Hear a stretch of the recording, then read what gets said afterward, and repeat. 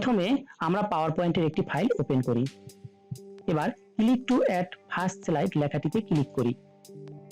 পাওয়ার পয়েন্টের উইন্ডোর লেআউট পরিবর্তন করার জন্য হোম ট্যাবের লেআউট বাটনে ক্লিক করে এখান থেকে যে কোনো একটি লেআউট, ধরুন ব্ল্যাঙ্ক লেআউটটি নির্বাচন করি। এবার আমরা জানি বাম পাশের এই অংশকে বলা হয় থাম্বনেইলস প্যান এবং ভিতরের এই অংশকে বলা হয় স্লাইড প্যান। থাম্বনেইলস প্যানে আমরা একটা স্লাইড দেখতে পাচ্ছি। স্লাইডের সংখ্যা বাড়াতে হলে 1 নং স্লাইডকে প্রথমে সিলেক্ট করতে হবে। এবার কিবোর্ড থেকে এন্টার বাটন প্রেস করলে নতুন একটি স্লাইড যোগ হবে, অথবা হোম ট্যাবের নিউ স্লাইড বাটনে ক্লিক করলেও স্লাইডের সংখ্যা বাড়বে। আর স্লাইড ডিলিট করতে হলে যে স্লাইডটিকে ডিলিট করতে হবে তাকে প্রথমে সিলেক্ট করতে হবে। এবার কিবোর্ড থেকে ডিলিট বাটন প্রেস করলে স্লাইড ডিলিট হবে। এভাবে কিবোর্ড থেকে এন্টার বাটন প্রেস করে স্লাইডের সংখ্যা বাড়ানো যায় আর ডিলিট বাটন প্রেস করে স্লাইডের সংখ্যা কমানো যায়।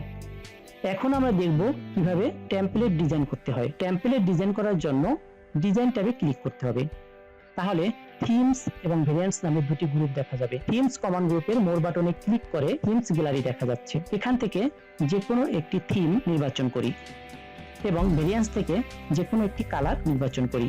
আর আমরা যদি কোনো একটি নির্দিষ্ট স্লাইডে নির্দিষ্ট একটি থিম অ্যাপ্লাই করতে চাই, ধরুন 3 নং স্লাইডে আমরা একটি নির্দিষ্ট থিম অ্যাপ্লাই করতে চাই, তাহলে প্রথমেই 3 নং স্লাইডটিকে সিলেক্ট করতে হবে।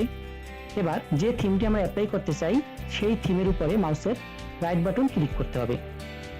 এখান থেকে অ্যাপ্লাই টু সিলেক্টেড স্লাইডস অপশনটিতে ক্লিক করলে 3 নং স্লাইডে শুধুমাত্র ওই থিমটি অ্যাপ্লাই হবে।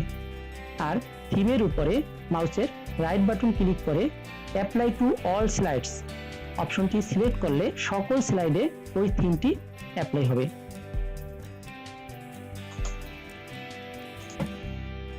এবার আমরা দেখব কিভাবে টেক্সট লিখতে হয়।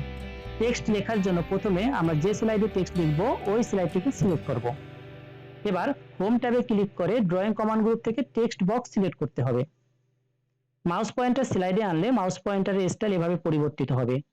তখন মাউসের লেফট বাটন চেপে ধরে স্লাইডে ড্র্যাগ করলে টেক্সট বক্স ড্র হবে ও কার্সর ব্লিং করবে। এ পর্যায়ে আমরা কিবোর্ড থেকে লিখব।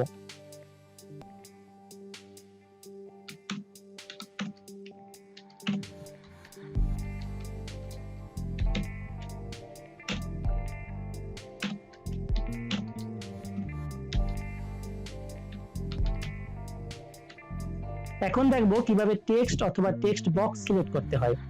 টেক্সট সিলেক্ট করার জন্য টেক্সটের ডানে অথবা বামে কার্সর রেখে মাউসের লেফট বাটন চেপে ধরে ড্র্যাগ করে প্রয়োজন অনুযায়ী সিলেক্ট করতে হবে।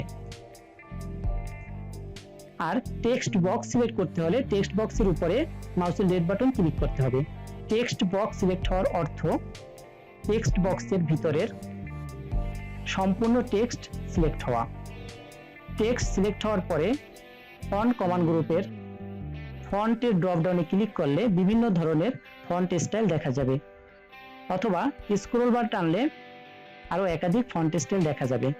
এখান থেকে যে কোনো একটি স্টাইল নির্বাচন করি। ফন্ট সাইজ পরিবর্তন করতে হলে ফন্ট সাইজের ড্রপডাউনে ক্লিক করে এখান থেকে যে কোনো একটি সাইজ প্রয়োজন অনুযায়ী নির্বাচন করি। তাছাড়া ইনক্রিজ ফন্ট সাইজে ক্লিক করলে ফন্ট সাইজ বাড়বে আর ডিক্রিজ ফন্ট সাইজে ক্লিক করলে ফন্ট সাইজ কমবে। ফন্ট কালার পরিবর্তন করতে হলে ফন্ট কালারের ড্রপডাউনে ক্লিক করে থিমস কালার থেকে অথবা স্ট্যান্ডার্ড কালার্স থেকে যে কোনো একটি কালার নির্বাচন করতে হবে, অথবা মোর কালার্সে ক্লিক করে এখান থেকে যে কোনো একটি কালার নির্বাচন করে ওকেতে ক্লিক করতে হবে। তাহলে ফন্ট কালার পরিবর্তিত হবে। টেক্সট বোল্ড, ইটালিক এবং আন্ডারলাইন করার জন্য ফন্ট কমান্ড গ্রুপ থেকে বিতে ক্লিক করলে বোল্ড হবে, আইতে ক্লিক করলে ইটালিক হবে এবং ইউতে ক্লিক করলে আন্ডারলাইন হবে। আবার বিতে ক্লিক করলে বোল্ড থাকবে না, আইতে ক্লিক করলে ইটালিক থাকবে না এবং ইউতে ক্লিক করলে আন্ডারলাইন থাকবে না। টেক্সট অ্যালাইন করতে হলে প্যারাগ্রাফ কমান্ড গ্রুপ থেকে align left, centre, align right এবং জাস্টিফাই করা যাবে। এবার দেখব কিভাবে টেক্সট আউটলাইন কালার পরিবর্তন করতে হয়। টেক্সট আউটলাইন কালার করার জন্য হোম ট্যাবের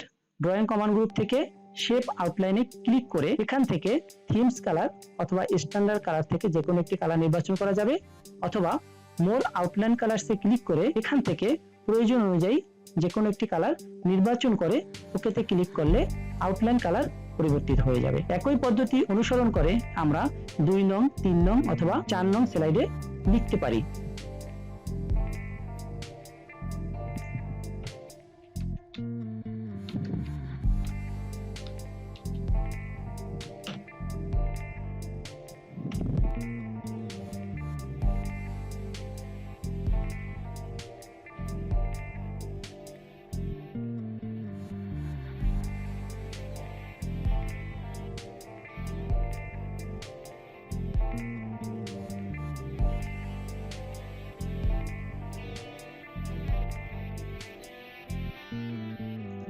এখন দেখব কিভাবে স্লাইডের ধারাবাহিকতা পরিবর্তন করতে হয়।